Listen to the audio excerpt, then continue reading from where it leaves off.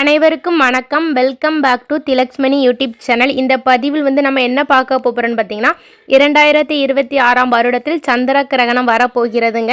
அன்றைய நாளில் திருப்பதி ஏழுமலையான் கோவில் சுமார் 10 மணி நேரம் மூடப்படுவதாக நிர்வாகத்திடம் தகவல் வெளியாகியிருக்கிறது. அந்த நாள் மற்றும் நேரம் எவ்வளோ மணி நேரம் திருப்பதி ஏழுமலையான் கோவில் கதவுகள் மூடி இருக்கும் என்று இந்த பதிவில் பார்க்க போகிறோம். அதனால் வீடியோ ஸ்கிப் பண்ணாமல் எல்லாருமே கடைசி வரைக்கும் பாருங்கள். நம்மளுடைய சேனலை சப்ஸ்கிரைப் பண்ணிட்டு பாருங்க. வாங்க இப்ப நம்ம வீடியோக்குள்ள போகலாம். முதலில் சந்திர கிரகணம் எப்போ வருதுன்னு சொல்லி பார்த்துடலாமா? மார்ச் 3ஆம் தேதி மாசி 19ஆம் நாள் செவ்வாய்க்கிழமை அன்று சந்திர கிரகணம் வருகிறதுங்க.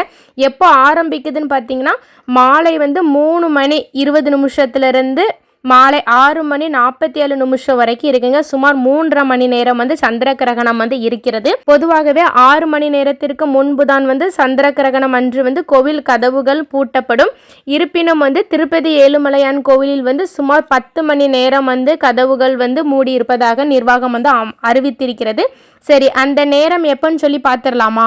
மார்ச் மாதம் 3ஆம் தேதி காலை 9 மணி முதல் மாலை 7:30 மணி வரைக்கும் ஏழுமலையானுடைய கதவுகள் மூடப்பட்டிருக்கும் என நிர்வாகம் சார்பில் தகவல் வெளியாகி இருக்கிறது.